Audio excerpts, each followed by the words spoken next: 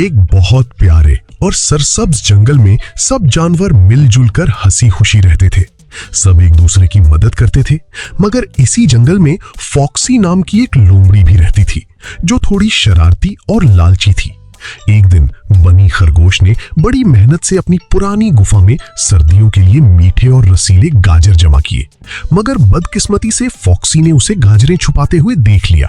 Foxy के दिल में लालच आ गई और उसने बनी की गाजरें हथियाने का एक मंसूबा बनाया।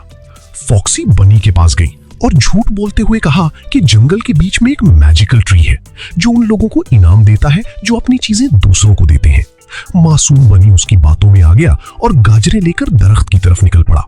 फॉक्सी ने बनी को रास्ता भटका दिया और खुद पीछे से सारी गाजरें चुराकर भाग निकली। मगर अभी वो रास्ते में ही थी कि अचानक उसके सामने एक अजीबोगरीब चमकता हुआ दरख्त आ गया। ये मैजिकल ट्री ऑफ ट्रूथ था। दरख्त ने अपनी भारी और पुरवकार आवाज में पूछा, फॉक्सी, ये गाजरें किसकी हैं? घबराहट में फॉक्सी ने फिर झूठ बोला कि ये उसकी अपनी है। दरख्त को सब सच पता था।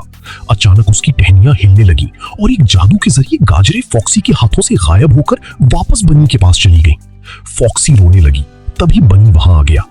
मैजिकल ट्री ने फॉक्सी को समझाया कि झूठ बोलकर कभी खुशी नहीं मिलती और सच्चाई ही सबसे बड़ी ताकत है।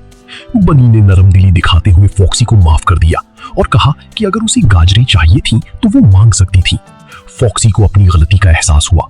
उसने माफी मांगी और वादा किया कि वो फिर कभी झूठ नहीं बोलेगी।